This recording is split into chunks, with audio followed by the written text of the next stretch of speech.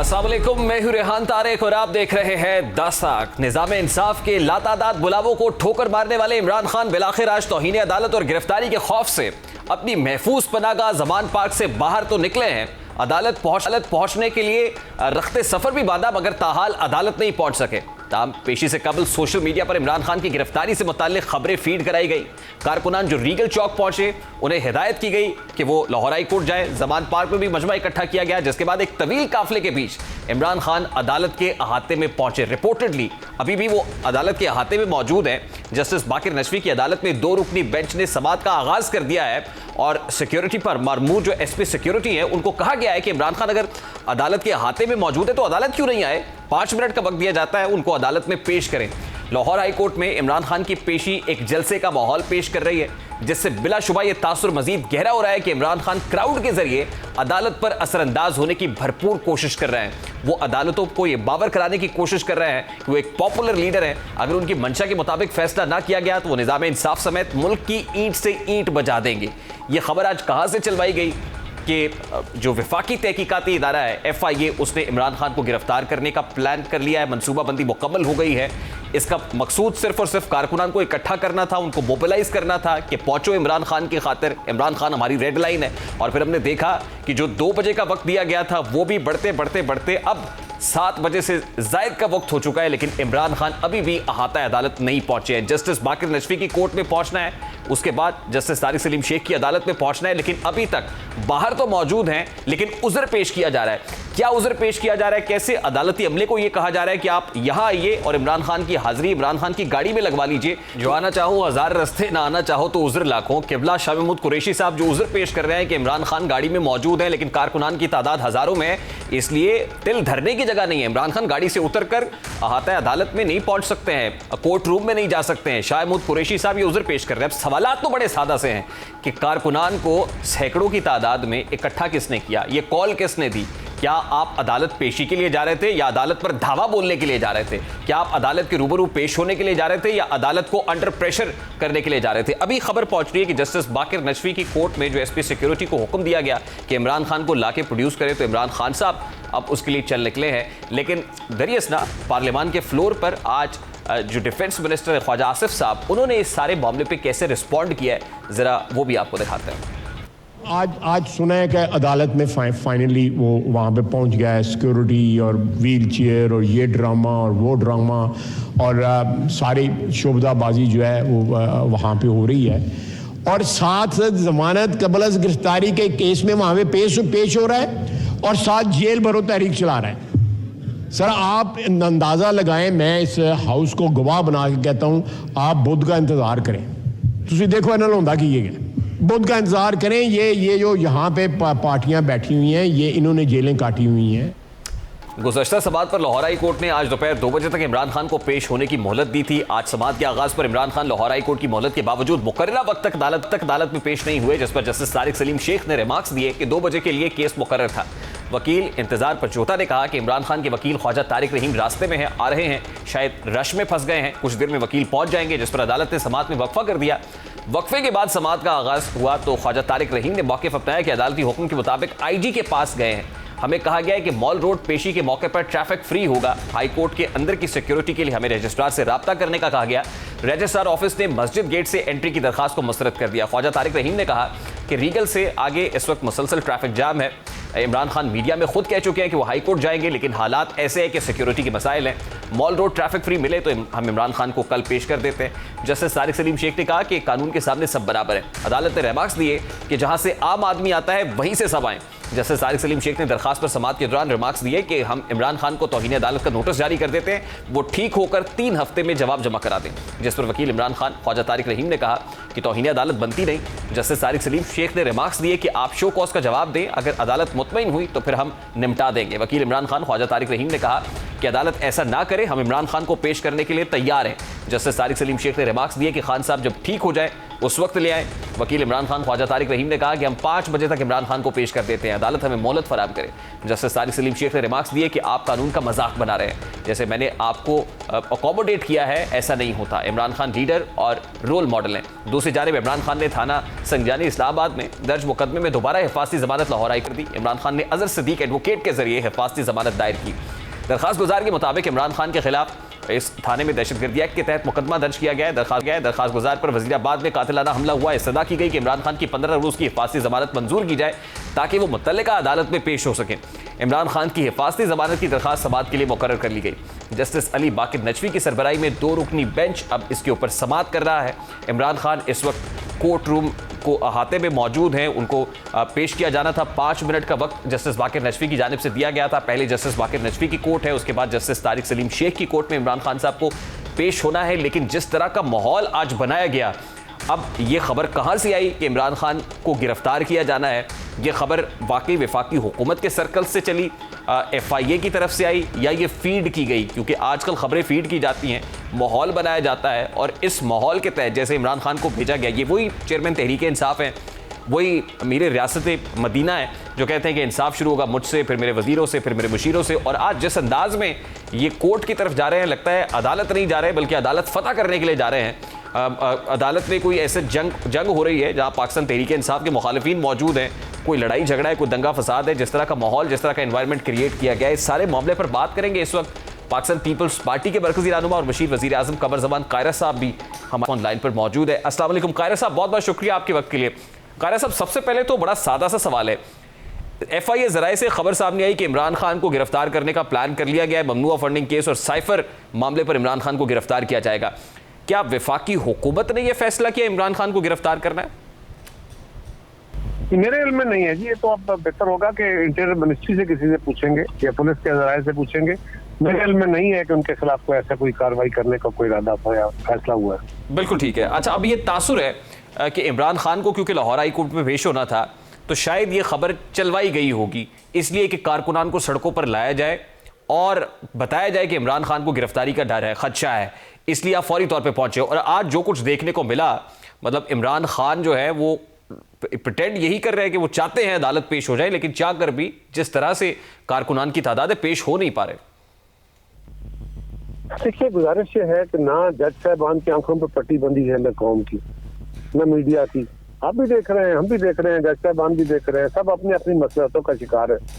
इमरान खान ने एक फैसला किया हुआ है कि इस मुल्क के कानून को, आइन को, इदारों को, सबको तमस्खर उड़ाना है, पामाल करना है और अपने आप को हर चीज से बाला साबित करना है। ये इमरान खान की पॉलिटिक्स का फंडामेंटल है। लिहाजा वो पहले पार्लियामान को करते रहे, अपने मुखालिफिन को करते रहे, फिर फौज को करते रहे, फिर उन्होंने आलमी हमारे जो ममालिक है उनके साथ ये सलूक रखा, और अब उन्होंने अदालत के साथ भी यही सलूक रखा हुआ है।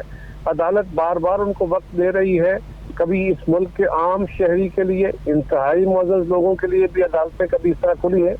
और कानून की नजर में अगर अदलिया समझती, हम तो चले कानून पे अमल दरामद कराने की कोशिश करने वाले हैं ना, लेकिन अदलिया जो कानून पे अमल दरामद कराने वाली है, जो फैसले करने वाली है, जिनको बड़े आला ओहदे दिए गए हैं, उन्होंने भी कभी सोचा है कि उनकी नजर में कानून सबके लिए एक है? इमरान खान, मेरी नजर में, हो सकता है जज साहब इसको तजलील ना समझे, लेकिन मेरी नजर में ये अदालत की तजलील हो रही है।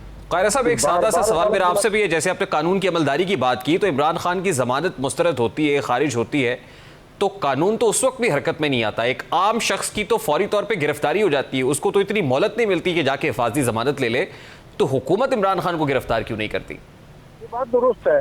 इमरान खान अपने हिसारों में जाके बैठ जाते हैं और उनकी कोशिश ये है कि मेरे, अब आपके इल्म में है, सारा मीडिया देख रहा है, आपके इल्म में है कि इमरान खान ने अपने घर के बाहर अपने कारकुनों के वो वॉलंटियर्स हैं, वो किस हालत में बैठे हुए हैं, वो किसके लाए हुए हैं, छोड़िए इस बात को, लेकिन वहां पे लोग मौजूद हैं, बच्चे मौजूद हैं, खवातीन मौजूद हैं, ह्यूमन शील्ड को इस्तेमाल कर रहे हैं इमरान, किस डर से कि मैं गिरफ्तार ना हो जाऊं।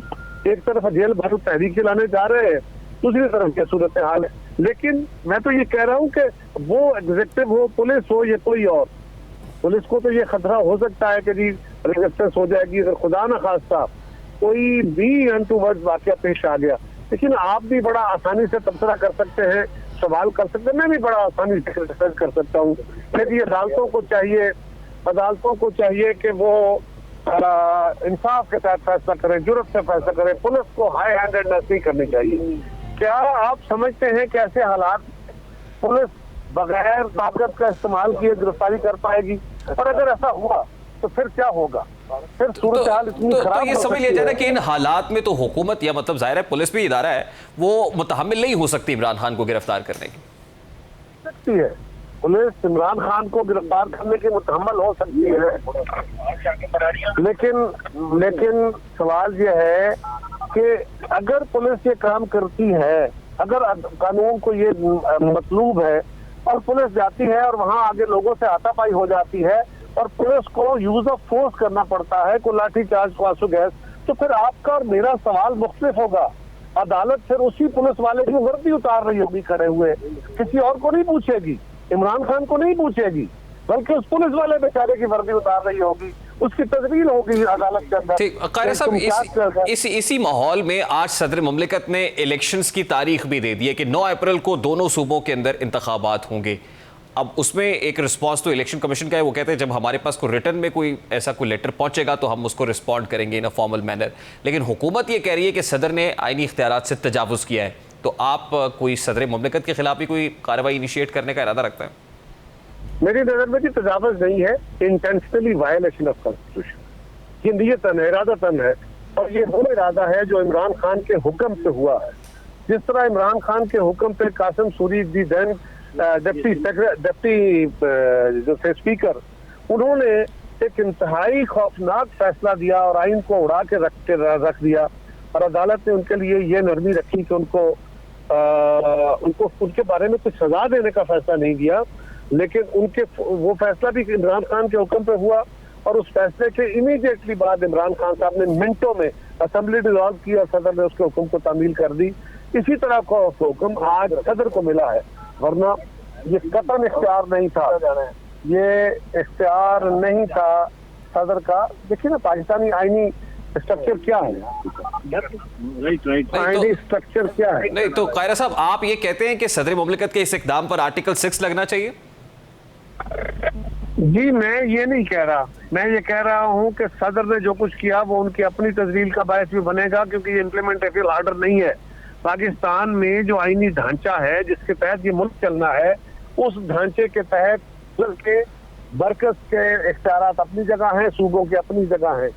मरकज जो फैसले प्राइम मिनिस्टर या उसकी काबीना करेगी, सदर उनको नोटिफाई करेगा, सदर अपने कहीं कोई फैसला नहीं वो ठीक है कायरा साहब, आप दुरुस्त कह रहे हैं, लेकिन इससे पहले के इकदामात के जो हवाले आप दे रहे हैं डिप्टी स्पीकर कासिम सूरी की रूलिंग के ऊपर सदर मुमलिकत ने जैसे रिस्पॉन्ड किया, इससे पहले जो कुछ हुआ ऐसा तो फिर होता रहेगा अगर कानून हरकत में नहीं आएगा तो? कि कानून को हरकत में आना चाहिए। मेरी जाती राय यह है कि वायलेशन ऑफ कॉन्स्टिट्यूशन जो है इसको नहीं, ये एब्रोगेशन ऑफ कॉन्स्टिट्यूशन है। Violation is something else, this is abrogation of constitution. ये आइन से तजावुज है और इरादतन है। एक होता है ना 7 एक मैंने फैसला किया, अदालत में गया कि ये तो क्या कार्रवाई होनी चाहिए? देखिए कार्रवाई तो वो होनी चाहिए जो कानून का तकाजा है, अदालत में मामला जाना चाहिए और अदालत को फैसला करना चाहिए। आर्टिकल 6 जी, आर्टिकल 6 का हवाला दे रहे हैं आप? मैं आर्टिकल 6 के मुतालबे नहीं कर रहा, मैं ये कह रहा हूँ कि आइन की वायलेशन के बहुत सारे रास्ते हो सकते हैं। इंटेंशन देखने के बाद इसका फैसला होना चाहिए, वरना ये बात दुरुस्त है कि अगर यही रवैये रहेंगे तो फिर कोई भी कानून पे अमल नहीं करेगा। और आज हालत क्या हो गई कि ना एग्जीक्यूटिव मान रही है, ना अदालतों के फैसले माने जा रहे हैं, ना मीडिया का दबाव कबूल किया जा रहा है, ना फौज का दबाव है किसी के ऊपर, बल्कि लोग अपनी मर्जी वाले हो गए। और यही रवैया हमें बर्बादी की तरफ लेके जा रहा है। और जज साहबान को भी सोचना होगा कि अगर इमरान खान को इतना लाड किया गया, उनके इतने नखरे उठाए गए, तो क्या इस मुल्क के आम आदमी को भी ये रिलीफ दे सकेंगे? ठीक है, बहुत बहुत शुक्रिया कायरा साहब आपके वक्त के लिए। पाकिस्तान पीपल्स पार्टी के मरकजी रहनुमा मुशीर वज़ीर आज़म कमर ज़बान कायरा हमारे साथ मौजूद थे। इंतखाबात की तारीख को लेकर सदर मुमलिकत ने जो इक़दाम किया, इसके बाद एक आईनी बहरान आज सर उठा चुका है। लेकिन उससे पहले एक अपडेट है इमरान खान साहब की अदालत पेशी से मुताल्लिक, और वो ये है कि ख्वाजा तारिक रहीम जो इमरान खान के लॉयर हैं, उन्होंने कोर्ट में ये इमरान खान की हाज़िरी जो है उनको मंजूर किया जाए उसको, लेकिन अभी कोर्ट ने 7:30 बजे तक समाअत मुलतवी की है। 2 रुकनी बेंच है जस्टिस बाकिर नशवी की सरबराही में, वो 7:30 बजे इसको दोबारा रिज्यूम करेगा कि इमरान खान आता अदालत में है, लेकिन निकल कर गाड़ी से वो कोर्ट में पेश हो जाएं। एक इंकशाफ पाकिस्तान मुस्लिम लीग नून के रहनुमा तलाल चौधरी साहब ने भी किया कि इमरान खान खुद को हाउस अरेस्ट करने का मुतालबा कर रहे हैं। कोई एक शॉर्ट ब्रेक लेते हैं और ब्रेक के बाद जब वापस आएंगे, इंतखाबात का मामला है, सदर मुमलिकत ने तारीख दे दी है, लेकिन प्रैक्टिकली इंतखाबात होते हुए दिखाई दे रहे हैं या नहीं, और फिर सदर मुमलिकत के इस इकदाम के खिलाफ अब इलेक्शन कमीशन ऑफ पाकिस्तान कैसे रिस्पॉन्ड करेगा, इसके एक आईनी और कानूनी पहलुओं पर बात करेंगे इस ब्रेक के बाद हमारे साथ।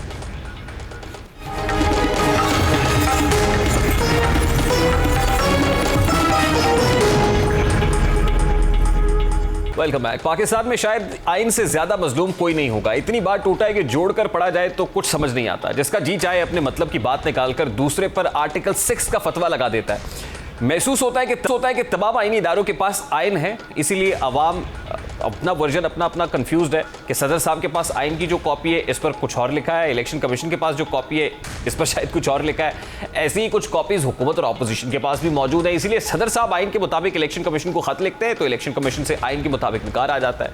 अब सदर साहब ने अपने इख्तियारात का इस्तेमाल करते हुए पंजाब और KPK में इलेक्शंस की तारीख का ऐलान कर दिया है। ऐलान के मुताबिक दोनों सूबाई असम्बलियों में इलेक्शंस 9 अप्रैल को कराए जाएंगे। सदर आरिफ अलवी ने पंजाब और खैबर पख्तूनख्वा में इंतखाबात की तारीख दे दी है। दोनों सूबों में इंतखाबात 9 अप्रैल को कराए जाएंगे। सदर मुमलिकत की जानिब इलेक्शन कमीशन इलेक्शन एक्ट 2017 के सेक्शन 57 के तहत किया गया।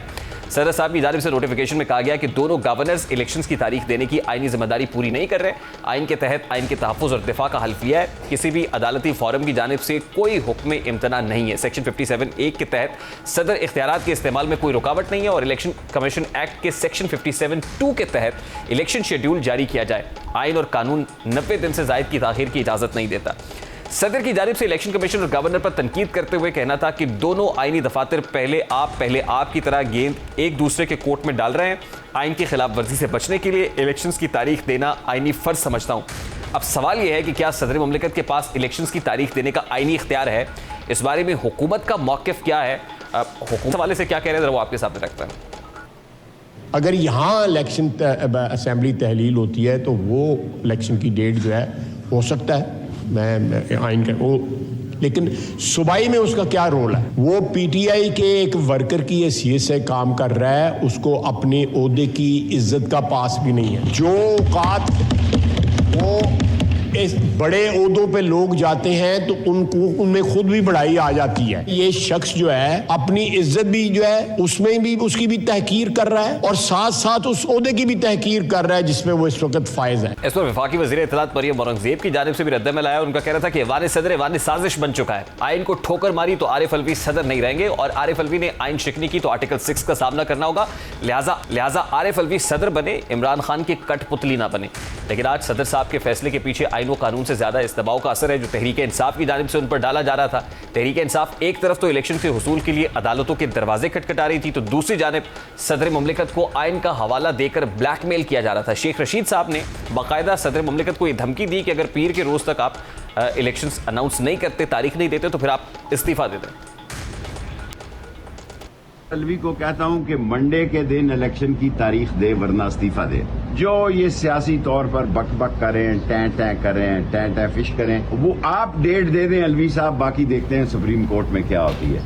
अब इलेक्शन कमीशन की जानिब से सदर से मुशावरत के मामले पर आज एक और अहम इजलास हुआ जिसमें इलेक्शन कमीशन ने ऐवान सदर को मुशावरती अमल का हिस्सा न बनाने के अपने हतमी फैसले से आगाह कर दिया और कि गुज़श्ता रोज़ भी इलेक्शन कमीशन ऑफ पाकिस्तान ने ऐवान सदर को मुशावरती अमल का हिस्सा बनाने से माजरत करते हुए सदर आरिफ अलवी के दूसरे खत का जवाब दे दिया था और खत में कहा गया था कि अफसोस से कह रहे हैं कि इलेक्शन कमीशन ऐवान सदर को इस मुशावरती अमल में शामिल नहीं कर सकता। जवाबी खत में कहा गया कि आइन के आर्टिकल 48 सेक्शन 5 के मुताबिक जब सदर की जानिब से कौमी असम्बली को तहलील किया जाता है तो वह आर्टिकल 224 की शक के मुताबिक इलेक्शन के लिए तारीख और निगरान काबीना का तकर्रुर करेगा। इसी तरह जहां एक सूबे का गवर्नर आइन के आर्टिकल 105 सेक्शन 3A के तहत सूबाई असम्बली को तहलील करता है तो वो असम्बली के आम इंतखाबात की तारीख मुकर्रर और निगरान काबीना का तकर्रुर करेगा।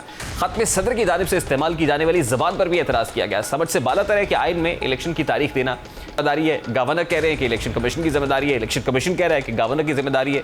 बीच में कई अदालतें इलेक्शंस की तारीख मांग रही है और अब सदर मुमलिकत की जानिब से इलेक्शंस की तारीख दे दी गई है। इसी मामले पर पर बात करेंगे। इस वक्त सीनियर तज्जियाकार, कॉलमिस्ट और सरबराह पिलडैट अहमद बिलाल महबूब साहब ने हमें ज्वाइन किया है। अस्सलाम वालेकुम अहमद बिलाल साहब, बहुत बहुत शुक्रिया आपके वक्त के लिए। सदर ममलिकत ने इस जवाज़ के तहत कि आइन की पासदारी का हल्फ उठाया हुआ है, मैं इलेक्शंस की तारीख दे रहा हूँ। सदर ममलिकत का ये इकदाम, इसकी क्या आइनी और कानूनी हैसियत देख रहे हैं आप? जी बिल्कुल दुरुस्त है। ये आइन को बचाने की कोशिश तो की जानी चाहिए और इंतखाब की तारीख भी दी जानी चाहिए, लेकिन ज़ाहिर है कि सब कुछ आइन की हदूद के अंदर रह के ही हो सकता है। सदर ममलकत के पास ये इख्तियार नहीं है कि वो एग्जेक्टिव प्रेसिडेंट की तरह बिहेव करें। हमारे मुल्क का निज़ाम पार्लिमानी है और हमारे आइन के अंदर ये वाज़े तौर पर लिखा हुआ है आर्टिकल 48(1) के अंदर कि सदर ममलकत जो भी इक़दाम करेंगे वो वज़ीर आज़म के मशवरे के मुताबिक करेंगे। इस मुल्क का चीफ़ एग्जेक्टिव वज़ीर आज़म है, सदर ममलकत नहीं है। तो सदर ममलकत ज़्यादा से ज़्यादा वज़ीर आज़म से मशवरा तलब कर सकते थे और उनके मशवरे के मुताबिक ही तारीख़ दे सकते थे, लेकिन वो ख़ुद यूनिलैटरली यानी यकतरफ़ा तौर पर कोई तारीख़ नहीं दे सकते थे। तो कहा जा सकता है कि सदर ममलिकत का ये इकदाम आइन शिकनी के मुतरादिफ है? जी, अगर सख्त अल्फाज इस्तेमाल किए जाएँ तो फिर यही कहा जाएगा, या अगर नर्म अल्फाज में कहा जाए तो वो आइन के मुताबिक उन्होंने एक्ट नहीं किया। चूँकि जिस सेक्शन इलेक्शंस एक्ट की जिस दफ़ा 57(1) के तहत उन्होंने ये काम किया है, उसी के अंदर ये लिखा हुआ है कि उनका ये अमल मशरूत होगा इलेक्शन कमीशन के मशवरे से, यानी वो इलेक्शन कमीशन के मशवरा करने के बाद ही कोई तारीख देंगे। तो चूँकि इलेक्शन कमीशन के साथ उनका मशवरा नहीं हुआ, ये दुरुस्त है कि इलेक्शन कमीशन को उन्होंने बुलाया था, इलेक्शन कमीशन ने अपनी वजूहात दी हैं कि वो नहीं आया, लेकिन बहरहाल मशवरा नहीं हुआ। तो जब तक मशवरा ना हो जाए, सदर ममलकत ये इसी सेक्शन के तहत भी इलेक्शन की तारीख नहीं दे सकते थे।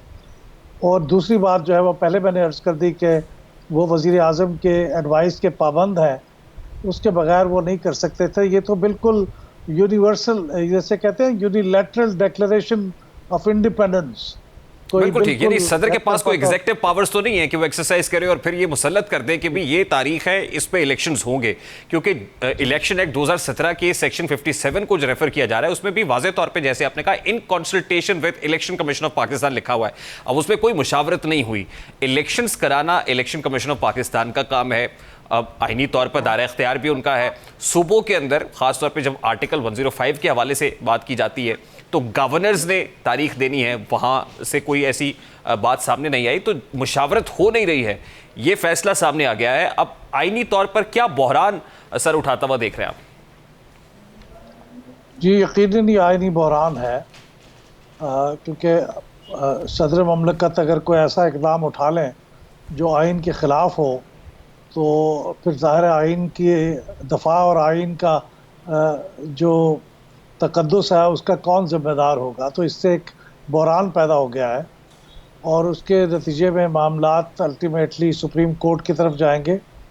और सदर ममलकत ने जो ये कहा है कि 57(1) के तहत कि मैंने तारीख दे दी है, अब इलेक्शन कमीशन उसके ऊपर अपना डिटेल्ड स्केड्यूल जारी करे सेक्शन 57(2) के तहत। तो ज़ाहिर है चूँकि 57(1) आइन के मुताबिक नहीं है, तो मेरा नहीं ख्याल कि इलेक्शन कमीशन 57(2) के तहत डिटेल्ड स्केड्यूल जारी करेगा। और डिटेल्ड स्केड्यूल अगर जारी ना हो तो फिर इलेक्शंस ज़ाहिर नहीं मुनाकिद हो सकते। तो सदर ममलकत का ये इक़दाम एक बेमानी सी कोशिश रहेगा, उससे सदर ममलकत का एहतराम भी मजरू होगा और इलेक्शन जो आइन है उसका तकद्दुस भी मजरू होगा। सदर मुमलिकत के इस इक़दाम के बाद इलेक्शन कमीशन ऑफ पाकिस्तान ने ज़रूर कल एक इजलास बुला लिया है जिसमें वो कोई फैसला ज़रूर लेंगे, जिसके बाद इसको रिस्पॉन्ड भी किया जाएगा। अब आपको क्या दिखाई दे रहा है दिस पॉइंट इन टाइम? देखिए 90 रोज़ के अंदर इंतखाबात कराना ये तो एक कॉन्स्टिट्यूशनल रिस्पॉन्सिबिलिटी है। सदर मुमलिकत ने जो किया अपने तय ये कह कर कि मैं एक प्रिएम्प्टिव मेजर है, कहीं आइन की खिलाफ वर्जी ना हो जाए, गवर्नर्स की तरफ से इस पे लैतो लाल से काम लिया जा रहा है। Election commission of Pakistan already कह रहा है कि उनके इख्तियारात को महदूद किया जा रहा है। सुप्रीम कोर्ट ऑफ पाकिस्तान इस मामले को टेकअप किए हुए है। ये अब इंतखाबात की तारीख देगा कौन, अहमद बिलाल महबूब साहब? देखिए इस बारे में अभाम है ना, तो सदर ममलकत इसकी तारीख दे सकते थे अगर वो थोड़ी सी ज़हमत फरमाते और इलेक्शन कमीशन से मशवरे का एहतमाम कर लेते। अगर वो आज नहीं आए थे तो उनको कोई और डेट दे देते, अगले दिन की डेट देते, या फिर वो अदालत उनकी जो वजूहात हैं वो उसको सुन लेते कि जब तक अदालतों के अंदर ये मामलात हैं वो वजाहत ना दे दें तो हम इस मशावरत में शरीक नहीं हो सकते। उनकी रीज़न तो ये है। तो ये एक सूरत हो सकती थी, और अब ये नहीं है। तो फिर अब मेरा ख्याल है कि मामला अल्टीमेटली चूँकि इस बारे में अभाम है, तो इसकी इंटरप्रटेशन का इख्तियार तो सुप्रीम कोर्ट को ही है। तो सुप्रीम कोर्ट जब इसकी इंटरप्रटेशन करेगा कि अब चूँकि वाज़े नहीं है कौन ये तारीख़ दे, तो उनके ख्याल में ये तारीख़ देने का काम फ़लाँ एंटिटी का है। मेरे ख्याल में तो वज़ीर आज़म को ये हक बनता है कि वो इसकी तारीख़ के लिए एडवाइस दें सदर ममलकत को, सदर ममलकत पर उसके मुताबिक इलेक्शन कमीशन से मशवरा करके तारीख दें। नहीं, लेकिन इसमें 18th अमेंडमेंट का हवाला भी दिया जा रहा है कि 18वीं तरमीम के बाद ये सूबे खुद मुख्तार है, सूबे खुद मुख्तार है, सूबाई फैसले गवर्नर्स ने करना है। नहीं, सूबे खुद मुख्तार नहीं है, इसलिए कि इलेक्शन का मामला जो है ये तो एक वफाकी मामला है जो इलेक्शन कमीशन को करना होता है, तो ये सूबाई मामले नहीं है। इलेक्शन का तमाम तर काम वफाक के हवाले है, और जो सूबाई इलेक्शन कमीशन भी हैं वो भी मातहत हैं इलेक्शन कमीशन के। तो कोई ये सूबाई मामला नहीं है। लेकिन ये इस हद तक सही है कि गवर्नर ये तारीख देता सूबाई असम्बली का, अगर सिर्फ सूबाई असम्बली का इलेक्शन होता, लेकिन वो भी उस सूरत में अगर सूबाई असम्बली को तहलील करने का अमल इलेक्शन गवर्नर ने किया होता। लेकिन चूँकि गवर्नर ने तहलील नहीं की है तो उस बारे में आइन खामोश है कि फिर ये गवर्नर तो तारीख नहीं दे सकता। जैसे पंजाब के गवर्नर ने इससे माजरत इसलिए की है कि अल्फाज बड़े वाजे हैं 1053 के कि अगर गवर्नर ने सूबाई असम्बली को तहलील किया हो तो फिर वो तारीख देंगे नए इलेक्शन की। चूँकि उन्होंने तहलील ही नहीं किया तो वो कह रहे हैं मैं किस बात की। वैसे अहमद बिलाल महबूब साहब, हालिया सियासी तारीख में हमने बहुत सारे ऐसे फैसले देखे जो री राइटिंग ऑफ द कॉन्स्टिट्यूशन ही हमें लगते हैं। मतलब आर्टिकल 63 की तशरीह भी अल्टीमेटली सुपीरियर कोर्ट्स ने की, अब मामला फिर कोर्ट्स में जाएगा। 9 अप्रैल की तारीख है, रमज़ान मुबारक का महीना होगा, प्रैक्टिकली इंतजामी लिहाज से भी इलेक्शन होते हुए दिखाई नहीं देते। तो आपको लग रहा है कि अल्टीमेटली ये डिले ही होगा मामला, ये कोई with in the given time line जो कॉन्स्टिट्यूशन कहता है उसमें होता हुआ बाज़ाहिर नज़र नहीं आ रहा? जी, बाज़ार तो ऐसे ही लगता है, क्योंकि और भी कई वजूहात हैं जो बयान की जा रही हैं। जैसे आइनी कुछ वजूहात हैं, कुछ माली वजूहात हैं, कुछ सिक्योरिटी वजूहात हैं। तो ये सारी बातों के बारे में अल्टीमेटली जो तारीख़ का मामला है, यानी स्केड्यूल के अंदर तब्दीली का मामला है, उसका इख्तियार तो फिर इलेक्शन कमीशन को है। वो ये सारी वजूहात देखने के बाद इलेक्शन कमीशन ही फैसला करेगा कि क्या इस शेड्यूल में कोई तब्दीली की जाए। लेकिन शेड्यूल में तब्दीली से पहले उसे शेड्यूल जारी करना होगा, तो वो शेड्यूल कैसे जारी होगा जबकि तारीख मुकर्रर नहीं हुई। तो ये कॉम्प्लिकेट हो गया मामला। तो ये कॉम्प्लिकेशन से निकलने के लिए रास्ता जो है वो सुप्रीम कोर्ट ही कुछ करेगा। आपने री राइटिंग कॉन्स्टिट्यूशन की बात की है, तो हकीकतन तो हाई कोर्ट ने जो फैसला दिया अभी हाल ही में कि ये इलेक्शन कमीशन गवर्नर के साथ मशवरा करके तारीख जारी कर दे, तो ये भी री राइटिंग द कॉन्स्टिट्यूशन के मुतरादिफ था। क्योंकि कॉन्स्टिट्यूशन में ऐसा नहीं है, कानून के अंदर ये इलेक्शन कमीशन को इख्तियार नहीं है कि वो तारीख दे दे।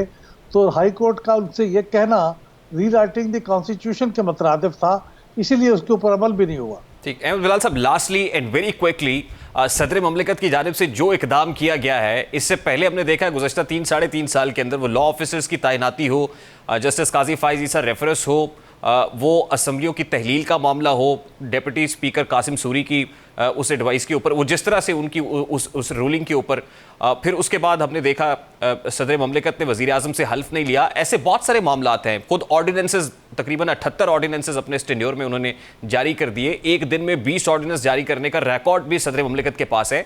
तो इस कॉन्डक्ट को, क्योंकि ये बड़ा बाईपार्टिजन होता है, मतलब इस हवाले से इम्पार्शल किस्म का उहदा है ये, तो कैसे देखते हैं सदर ममलिकत के इस कॉन्डक्ट को?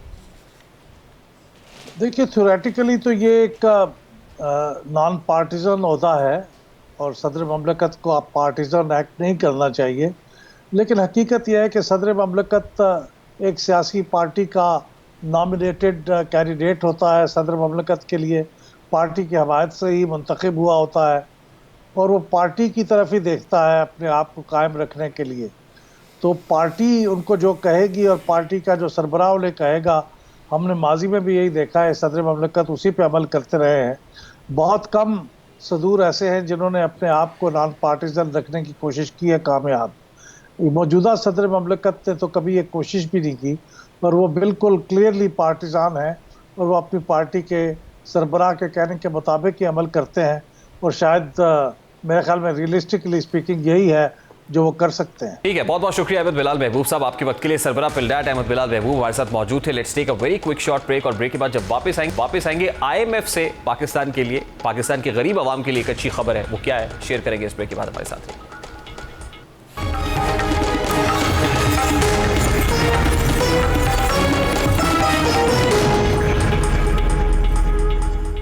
Welcome back. IMF ने मौजूदा मुआहदे की तकमील के लिए हमारे हुक्मरानों से नाक की लकीरें तक निकलवाई हैं, जिसका एतराफ़ खुद शहबाज शरीफ बरमला कर चुके हैं। IMF की तमाम शराइत बिलाशुबा पाकिस्तान के गरीब आवाम के लिए जहर कातिल है, लेकिन अब पहली बार IMF की जानिब से ऐसा मुतालबा सामने आया है जिसके बारे में कहा जा सकता है कि मुतालबा किसी हद तक गरीबों के लिए बेहतर भी है, जायज़ भी है। IMF ने हुकूमत पाकिस्तान से मुतालबा किया है कि वो अमीर तबके से सब्सिडीज़ वापस लेकर सिर्फ गरीबों को दे और अमीरों से ज़्यादा टैक्स लिया जाए। गैर मुल्की नशरियाती इदारे को इंटरव्यू में IMF की मैनेजिंग डायरेक्टर क्रिस्टलिना जॉर्जिया ने पाकिस्तान को कर्जों की रीस्ट्रक्चरिंग नहीं बल्कि मुल्क चलाने के लिए सख्त इक़दाम की ज़रूरत पर जोर दिया है। क्रिस्टलिना वो ये कहती है कि हम दो चीज़ों पर जोर दे रहे हैं, जिनमें अव्वल ये कि टैक्स रेवेन्यू बढ़ाया जाए, सरकारी शोबा हो या निजी शोबा, ज़्यादा कमाने वालों को ज़्यादा टैक्स देना चाहिए। दूसरी चीज़ ये है कि सिर्फ उन लोगों को सब्सिडी दे जिनको इसकी वाकई ज़रूरत है। FD IMF की गुफ्तगू सुन के इस बात का अंदाज़ा लगाया जा सकता है कि वो पाकिस्तानी अवाम जो सैलाब से तबाहाल हैं, वो बरबला एतराफ़ कर रही हैं कि 1/3 हिस्सा पाकिस्तान का सैलाब से अफेक्ट किया है। लोग मुतासर हुए हैं, बेघर हुए हैं, उन्हें फौरी तौर पर रिलीफ और इमदाद की ज़रूरत है।